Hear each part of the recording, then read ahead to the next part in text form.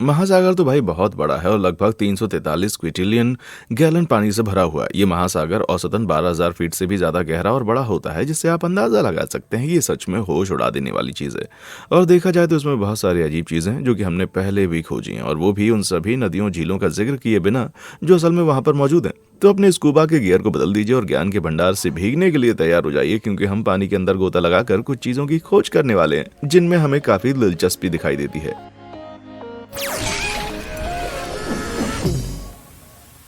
चमकते ग्लोब। जरा मनी मन में सोचिए कि आप छुट्टी पर हैं और समुद्र में डुबकियां लगाकर आनंद ले रहे हैं। तभी अचानक आपकी नजर इस विशाल चमकते हुए बैंगनी सिलेंडर पर पड़ती है जो पानी के बीच में तैरते हुए सीधे आपकी ओर आ रहा है। मैं ये तुरंत सोच सकता हूँ कि एलियन धरती पर आ गए मेरे लिए, और जितनी तेजी से हो सकेगा उतनी तेजी से भागना शुरू कर दूंगा। हालांकि मैं यहाँ गलत हूँ। आपको बता दूं, ये अजीब चीज जो दिखाई दे रही है बिल्कुल भी एलियन नहीं है, लेकिन फिर भी ये उतना ही अजीब प्राणी है, जिसमें पायरोसोम इसको हम कहते हैं। पर ये असल में बहुत ही भोले होते हैं, इतने भोले कि आप उनकी सवारी भी कर सकते हैं। ये भोले से क्रेजी क्रिएटर्स ज्यादातर समुद्र के पानी के ऊपरी भाग में पाए जाते हैं, लेकिन ये सिर्फ एक जीव नहीं होता, वे सैकड़ों हजारों छोटे जीवों से मिलकर बनते हैं। और साइंस की भाषा में इन प्यारे जीवों को ज़ोइड्स कहा जाता है, जो सभी एक विशाल जेली जैसे शीट के अंदर एक दूसरे के साथ मिलकर रहते हैं। और दिलचस्प बात यह है कि ज़ोइड्स खुद को क्लोन भी कर सकते हैं। कहने का मतलब है कि इस पूरी कॉलोनी को एक ही बार में नहीं मारा जा सकता। देखा जाए तो वे अमर होते हैं। इस बात को ध्यान में रखते हुए कि इस तरह से ये लगभग 60 फीट की लंबाई तक बढ़ते हैं, जिसने भी इन विशाल समुद्र निवासियों से पहली बार ठोकर खाई होगी ना, उसके होश जरूर उड़ गए होंगे भाई।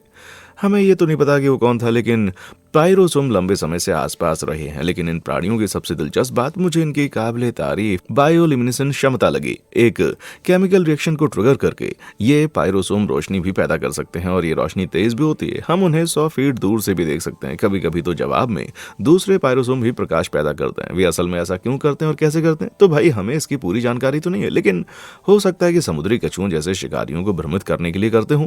तो आखिर में हमें यह पता चलता है कि एक विशाल चमकदार अगर समुद्री कीड़ा हमारे महासागरों के चारों ओर घूमता रहता है, तो अगर यहाँ कोई समुद्री वैज्ञानिक इस वीडियो को देख रहे हैं ना, तो क्या हम 100% ठीक हैं कि वो एलियंस नहीं है। बोतल में संदेश। साल में गर्मियों के मौसम के दौरान जून 2021 में जेनिफर डोकर नाम का आदमी, जो एक्वाटिक एडवेंचर कंपनी का मालिक है, उन्हें कुछ जीवन बदल देने वाली चीज मिली।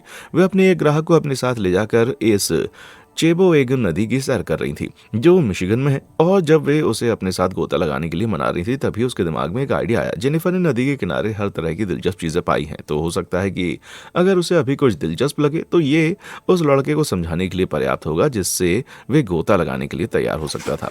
तो तभी जेनिफर पानी में कूद गई, परंतु तुरंत वापस आ गई, लेकिन अपने साथ एक छोटी सी हरी बोतल निकाल कर लाई, ये देखते हुए कि उसके अंदर कोई संदेश तो जरूर है।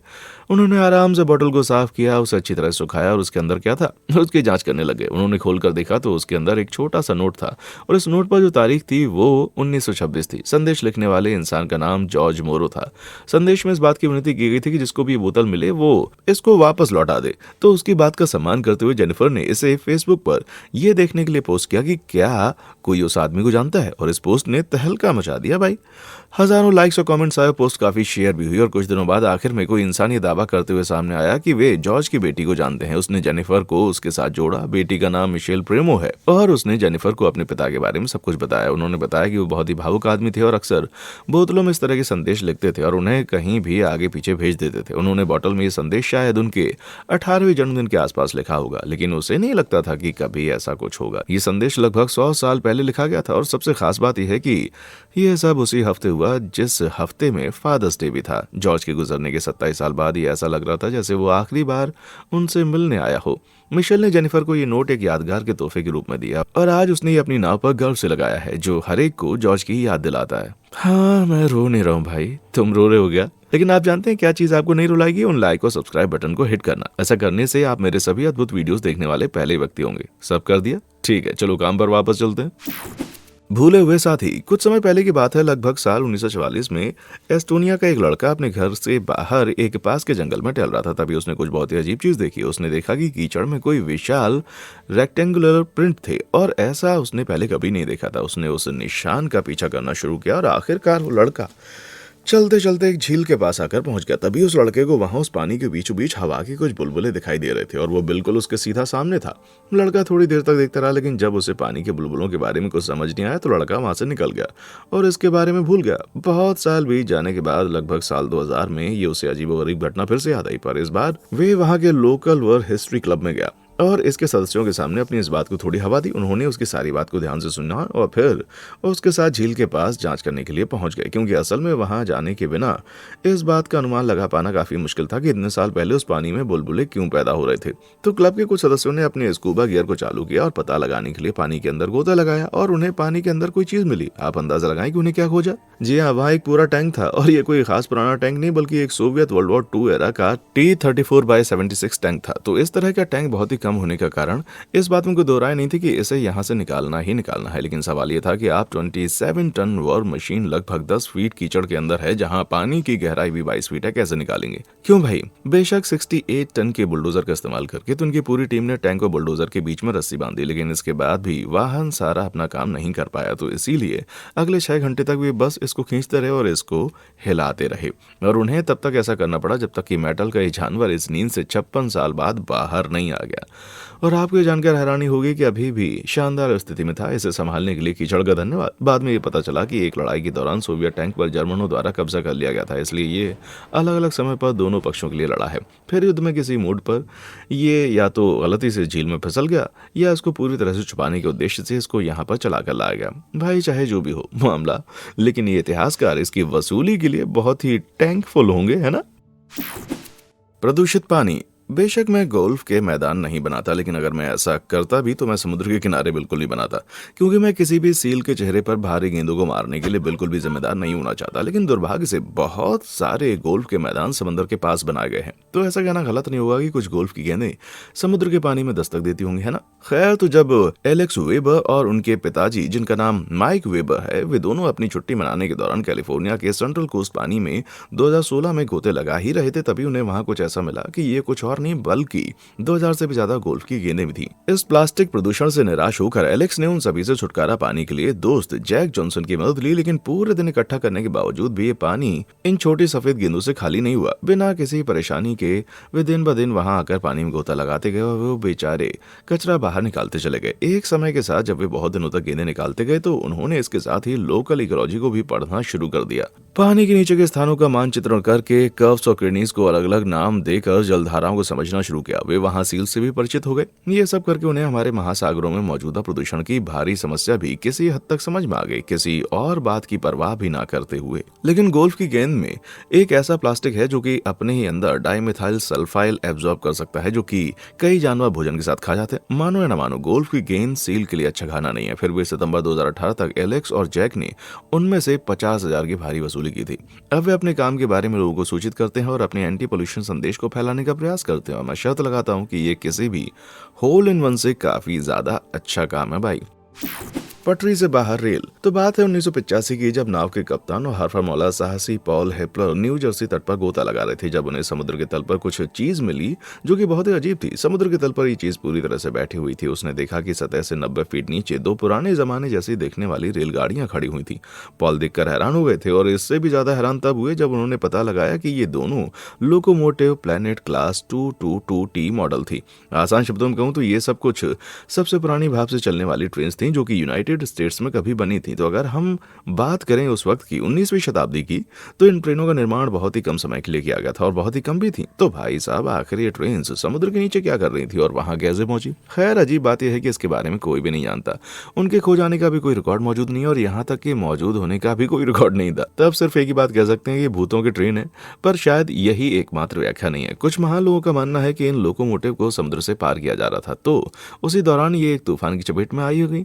हो सकता है कि इस तूफान की वजह से इंजन जहाज में गिर गए होंगे और समुद्र के नीचे पहुंचकर इन्हें आराम करने की जगह मिल गई होगी। हो सकता है कि आज तक, यानी कि ये लगभग 200 साल के बाद भी अभी भी वही है। लेकिन भाई, मुझे अभी भी लगता है कि वो सच में भूतों की ट्रेन है।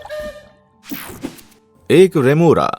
जब मैं बच्चा था तो मैं एक बार स्नान कर रहा था तो मैं डर के मारे पानी में गिर गया, जब मेरी रबड़ की डकी अचानक पानी से बाहर निकली और मेरी एक टांग को छू गई। और आज तक मुझे ये बात बहुत डराती है, तो इसलिए मैं तैरने में इतना अच्छा नहीं हूँ। यही कारण है कि मैं इवांस बॉर्डन का काम कभी नहीं कर सका। साहसी फ्रांसीसी फोटोग्राफर जिसने खूबसूरत या कहें तो भयानक तस्वीर ली है जब वे बाजा कैलिफोर्निया सुर मैक्सिको के तट पर गोताखोरी कर रहे थे, तभी इवांस ने इस जानवर को सामने आते देखा, उसका फायदा उठाया। लेकिन भाई साहब ये चीज़ आखिर है क्या? क्योंकि ये मेरी रबर डकी तो नहीं है। खैर ये सिर्फ एक चीज़ नहीं है, ये असल में जीवों का एक पूरा समूह है जिनमें से सबसे बड़ी व्हेल शार्क है, सभी मछलियों में सबसे बड़ी मछली और इसकी लंबाई लगभग 60 फीट से भी ज़्यादा हो सकती है। जैसा कि आप जानते हैं व्हेल शार्क का मुँह बहुत बड़ा होता है और जैसे ही इवांस ने उसकी तस्वीर ली, इस व्हेल शार्क ने अपने विशाल जबड़े खोल दिए। हालाँकि इसके मुँह के अंदर वाली चीज़ों में दाँत तो नहीं है। अरे नहीं! इसका मुँह असल में मछलियों से भरा हुआ है। लेकिन भाई व्हेल शार्क तो मछली नहीं खाती, तो फिर ये हो क्या रहा है? खैर ये मछलियां रेमोरा हैं और वे सवारी करने के लिए शार्क के मुंह का उपयोग करने के लिए जानी जाती हैं। ऐसा करने से रेमोरा न केवल खुद को शिकारियों से बचाती हैं बल्कि शार्क के मुंह में रहने वाले पैरासाइट को भी अपना खाना बनाती हैं। तो व्हेल शार्क और रेमोरा दोनों ही इस रिश्ते से एक दूसरे के लिए लाभदायक साबित होते हैं। तो जनाब इसी को तो म्यूचुअलिस्ट सिम्बायोसिस कहते हैं। काश मेरा भी कोई दोस्त रेमोरा मछली जैसा होता तो मैं वाकई टूथपेस्ट पर बहुत सारा पैसा बचा लेता भाई। इन इंटरनेट अंडर वाटर। तो बात है दरअसल 2020 की। कंप्यूटिंग कंपनी माइक्रोसॉफ्ट ने एक अजीब सिलेंडर जैसे आकार की चीज समुद्र के पानी से स्कॉटलैंड के ऑकनी आइलैंड पर बरामद की। ये विशाल सिलेंडर मेटल से बना हुआ था और इसे गहरे स्थान के पानी से निकालने के लिए भी भारी मशीनरी की आवश्यकता थी। तो जनाब आखिर माइक्रोसॉफ्ट इस कबाड़ के बड़े ढेर में इतनी दिलचस्पी क्यों ले रहा था? तो हाँ, कंपनी ने असल में इस चीज को खोजा नहीं था बल्कि इसे फिर से खोजा गया था। आपने सुना होगा कि 2 साल पहले कंपनी ने खुद इस विशाल चीज को किसी मकसद के लिए यहाँ पर रखा था। ये असल में एक डेटा सेंटर है जो कि एक ऐसी चीज है जिसकी मदद से आप तक इंटरनेट की सुविधा पहुंचती है। आपको बता दूं कि डेटा सेंटर में 1 टन तक कंप्यूटर होते हैं जो सभी डेटा भेजते और प्राप्त करते हैं। इन प्यारे कंप्यूटर्स के बिना तुम खो जाओगे भाई और मेरे पास नौकरी नहीं होगी। आमतौर पर इन्हें जमीन पर रखा जाता है पर यहाँ इन कंप्यूटर में तापमान का उतार चढ़ाव बढ़ जाता है और यहाँ धक्के झटके और ऑक्सीजन की कमी और नमी के कारण जंग लगने का भी खतरा होता है और ये सभी चीजें डेटा सेंटर को ज्यादा नुकसान पहुंचाती हैं। आपकी कीमती इंटरनेट पर काफी ज्यादा असर करती हैं और इंटरनेट स्लो मतलब दर्द ही दर्द। तो इसका समाधान, जी हाँ, आपने सही से अनुमान लगाया। कंप्यूटर को एक डीऑक्सीजनरेटेड कंटेनर में पैक करते हैं और उस बैड बॉय को गहरे समुद्र में डुबा देते हैं। इस तरह ये उन सभी तरह के मुद्दों से सुरक्षित होगा। साथ ही दुनिया में रहने वाली आधी से भी ज्यादा आबादी तो आजकल तट के लगभग 120 मील के दायरे में रहती है, तो उनका डेटा उनसे ज्यादा दूर नहीं है। इसका मतलब है कि वे सभी super smooth web surfing, video streaming और तरह तरह के गेम्स खेल रहे होंगे। पर अगर ऐसा है तो अब इस माइक्रोसॉफ्ट को डेटा सेंटर को हटाने की क्या जरूरत पड़ गई? तो भाई अभी के लिए बस चेक कर रहे थे कि आइडिया कामयाब है या नहीं और ये बहुत ही सफल भी रहा है। इसलिए भविष्य में आने वाले सभी डेटा सेंटर्स को हम डूबते हुए देख सकते हैं। हालांकि अभी के लिए मैं डंकिन डोनट से जुड़ा रहूंगा क्योंकि मुझे डोनट्स बहुत पसंद है भाई। समुद्री शोर। मुझे लगता है कि हम सब अब तक इस बात से वाकिफ हो गए होंगे कि दुनिया में पानी के नीचे बहुत कुछ अजीब चीजें छिपी हुई हैं। लेकिन क्या आप जानते हैं कि समुद्र के कुछ सबसे अलग थलग हिस्सों में कुछ ऐसी चीजें भी हैं और वे उससे भी कहीं ज्यादा अजीब हैं जो अभी तक हमने देखी। और ये अजीब इसलिए भी हैं क्योंकि आप उनको देख नहीं सकते लेकिन यकीनन आप उनको सुन सकते हैं। जैसे कि अजीब सी आवाज, ये आवाज जो न्यूजीलैंड और दक्षिण अमेरिका के बीच कहीं से आती है।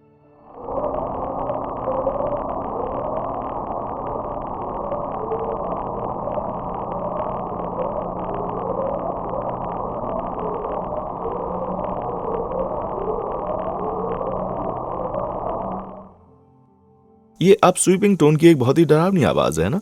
और ये और भी डरावनी इसलिए है क्योंकि वैज्ञानिक आज तक ये पता नहीं लगा पाए कि आखिर ये आवाज आती कहां से। उनका मानना है कि ये पानी के अंदर ज्वालामुखी की हो सकती है, जैसे मैग्मा फटने के कारण पैदा होती है।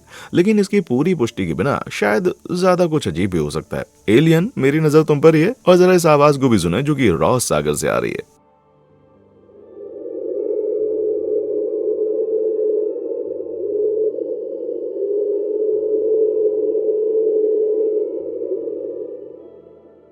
हालांकि ये एक भूत ट्रेन की तरह लगती है। वैज्ञानिकों को लगता है कि ये शायद आइसबर्ग के कारण हो सकता है। अब मुझे पता है कि आप क्या सोच रहे हैं, यही कि आइसबर्ग कभी इस तरह की डरावनी चूं चूं जैसी आवाज नहीं करते।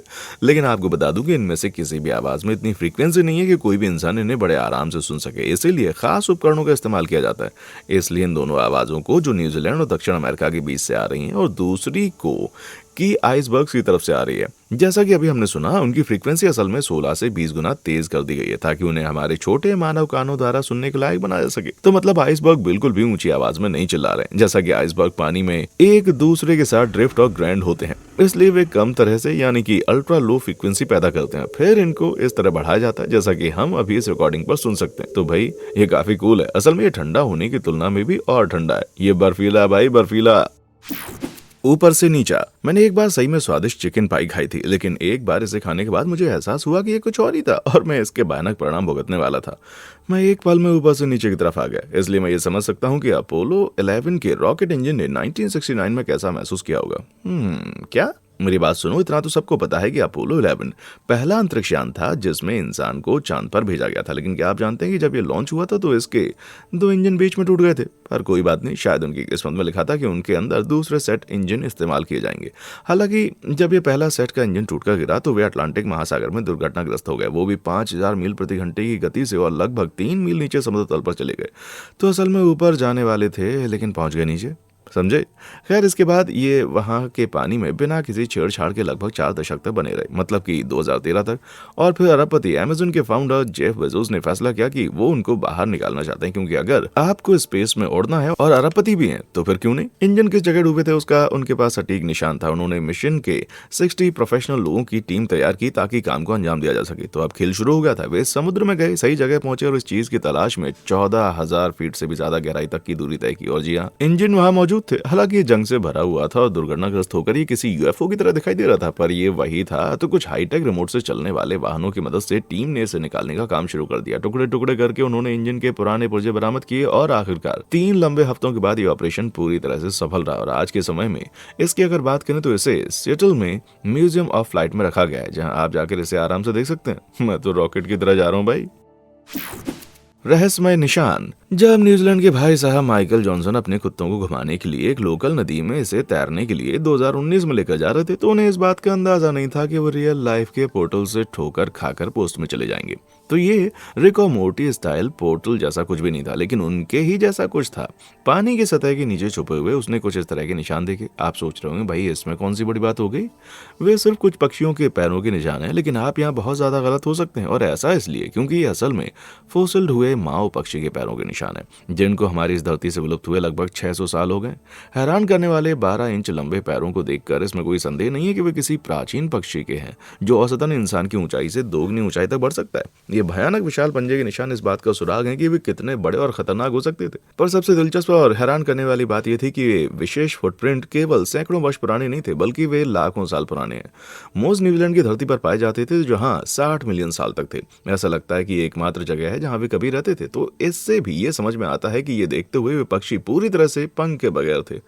इसका मेरे पास कोई सबूत तो नहीं है, पर यह बात काफी सही है कि उनके पंख नहीं थे, लेकिन बहुत साल पहले वे न्यूजीलैंड छोड़ चुके हैं। लेकिन फिर उनका क्या हुआ? तो इसका कारण इंसान ही है। जी हाँ, पक्षियों के लाखों साल तक फलने फूलने के बावजूद जब माओरी लोगों ने न्यूजीलैंड पर कब्जा करके वहां बस्ती बसाना शुरू किया, तो शायद 13वीं शताब्दी के आसपास उन्होंने मुआ का शिकार किया और वे 1 सदी के भीतर ही विलुप्त हो गए। आप कह सकते हैं अब कोई मुआ नहीं है।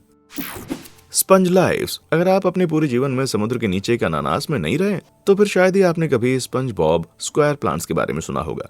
ये बच्चों के लिए क्लासिक कार्टून है। इसके पास 2 ही मुख्य कैरेक्टर हैं, स्पंज बॉब जी हाँ, स्पंज बॉब और पैट्रिक, उसका प्यारा स्टारफिश साइडकिक। लेकिन क्या आप जानते हैं कि ये शो असल में एक पूरी की पूरी डॉक्यूमेंट्री है? खैर, शायद ये पूरी तरह आप नहीं जानते होंगे, लेकिन ये हो भी सकता है, क्योंकि जरा इन दोस्तों को तो देखो। इनकी खोज यूनाइटेड स्टेट अमेरिका में हुई है, वो भी समंदर की सतह से 1 मील नीचे। क्या वे आपको थोड़े से भी जाने पहचाने लगते हैं? हाँ, ये आपके पसंदीदा कार्टून जोड़ी है। केवल वे ही ऐसे हैं जिनकी बिकनी बॉटम ज्वालामुखी की चट्टान से निकली है। स्पंज बॉब का ये वाला वर्जन असल में एक पीले कांच का स्पंज है, जिनकी हैरान कर देने वाली जीने की उम्र लगभग 15,000 साल है। और पैट्रिक यहाँ असल में एक चौंड्रास्टर तारा मछली है, जिसके बारे में बहुत कम जानकारी है। हालांकि हमारे पास सिर्फ इतनी जानकारी है कि कार्टून के कैरेक्टर्स असल जीवन में साथ में बहुत ही कम संबंध रखने वालों में से। और हाँ, बहुत सारे समुद्री स्पंज तो यहाँ स्टारफिश जैसे जीवों को खा जाते हैं। इसलिए दोस्तों के रूप में चिल करने के बजाय रियल लाइफ स्पंज भी शायद पैट्रिक को खा जाने की कगार पर है। क्या मिड सीजन ट्विस्ट है। Real Atlantis. मुझे लगता है कि सभी लोगों ने पानी के अंदर अटलांटिस शहर के बारे में सुना होगा, लेकिन क्या आप जानते हैं कि समुद्र की गहराई में इजिप्ट के अबू किर बे में एक खास दिलचस्प रियल लाइफ अटलांटिस है? जी हाँ, और ये आपकी सोच से भी ज्यादा काफी ठंडा है। बात है 1933 की। एक ब्रिटिश RAF पायलट उस इलाके के ऊपर से उड़ान भरते हुए देखता है कि पानी के नीचे खंडा जैसा कुछ दिख रहा है, लेकिन ये एक राज बना रहा जब तक कि 2000 में आर्कियोलॉजिस्ट की एक टीम इस पानी में नहीं उतरी और उन्हें वहां पर एक ऐसी चीज मिली जो आज भी ऐतिहासिक खोजों में से एक है। उन्होंने एक विशाल 16 फुट की मूर्ति समुद्र तल से बाहर निकाली और साथ ही देवताओं को चित्रित करने वाली छोटी आकृतियां नीचे की चट्टानों पर बिछी हुई पाई। उन पर प्राचीन चित्र बनाने वाले स्टिल से कुछ पुरानी कहानियों के बारे में लिखा था। यहाँ तक कि एक अखंड चैपल के सुराग भी उनके साथ वहां मौजूद थे, जिन्हें बाद में पूरे तरह से जला दिया गया। कुछ लोग कहते हैं ये आदमी आज भी इसे घूर रहा है, लेकिन ये सभी अद्भुत चीजें उस विशाल खंडर की तुलना में काफी फीकी पड़ जाती हैं।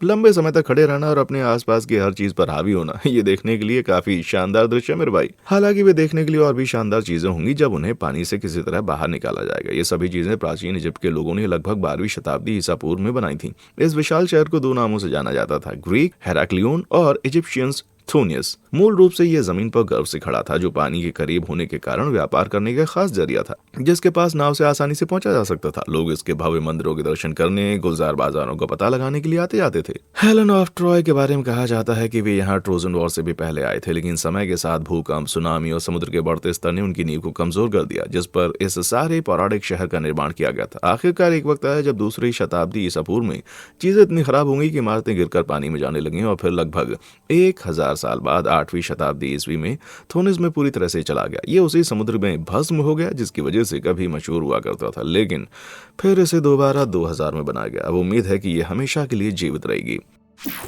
Cookie cutter. जी हाँ, तो समुद्र अद्भुत सुंदर जीवों से भरे हुए हैं जो हमारे लिए बिल्कुल भी हानिकारक नहीं है, लेकिन गहराई में रहने वाली सारी चीजें बिल्कुल भी ऐसी नहीं है। समुद्र के कुछ हिस्सों में तैरने के लिए काफी हिम्मत चाहिए भाई। जैसे कि अगर आप हवाई के पानी में चले जाते हैं तो आप शायद इन छोटे शैतानों को खुद के सामने पाकर घबरा जाएंगे। ये दिखने में बड़े शांत और शरीफ दिखते हैं ना? गलत, बहुत गलत।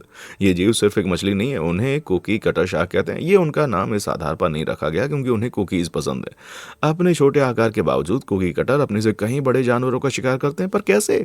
खैर, सबसे पहले वे उन्हें अपनी चूसने वाले होठों से पकड़ लेते हैं, फिर उनमें उस तरह जैसे नुकीले दांतों से काटना शुरू करते हैं। तो आखिरकार एक कतई तेज आंदोलन के साथ मछली के शरीर से मांस का एक पूरी तरह का गोल टुकड़ा उखड़ जाता है और ये शरीर के किसी भी हिस्से पर वार कर सकते हैं जहां भी इनको पकड़ मिल जाए। और हाँ, ऐसा भी कई बार हुआ है जब इस तरह का खौफनाक प्राणी इंसान के रूप में आया। जी हाँ, इंसान, बाप रे, मैं तो उसके बारे में कभी सोच भी नहीं सकता कि कोई इंसानी कुकी बैटर बनना चाहेगा। तो अगर आप मेरी बातों को लेकर इन सभी चीजों से भयभीत नहीं हुए तो रुक जाइए, आपको कुछ और सुनाता हूँ। ये जीव इन मछलियों के शरीर से सिर्फ मांस के टुकड़े नहीं उखाड़ते, बल्कि उन्होंने परमाणु पनडुब्बियों के कुछ हिस्सों को भी चीरा है। जी हाँ, उसका एक टुकड़ा है जो कि कुकी कटर का कमाल है। एक बात जरूर है कि वे सिर्फ नरम भागों पर अपना करतब दिखाते हैं, जैसे इलेक्ट्रिक केबल और रबर, सोनार गुंबद, लेकिन यार ये कैसे उसे नेविगेट करते हैं? तो जनाब, इन छोटे आतंकों ने अपने से हजारों गुना बड़ी पनडुब्बियों को अपनी ताकत से ढंग से उखाड़ दिया और उन्हें मरम्मत के लिए बेस पर वापस जाने के लिए मजबूर किया है। भगवान का शुक्र है वे इतने छोटे हैं। कल्पना कीजिए अगर वे अपने आकार का 10वां हिस्सा भी होते तो उनके सामने बचने का कोई मौका नहीं होता। कुकीज बनाना तो फिर भी अच्छा नहीं लगेगा भाई। तो इसी के साथ मैंने ये निश्चित कर दिया है कि मैं कभी भी समुद्र में नहीं जा रहा हूँ। आपकी पसंदीदा पानी के नीचे की खोज कौन सी थी और क्या आपने कभी ऐसा कुछ पाया जो आपको लगता है कि फीचर करने के लिए काफी दिलचस्प है? नीचे कमेंट सेक्शन में आकर बताएं। देखने के लिए शुक्रिया।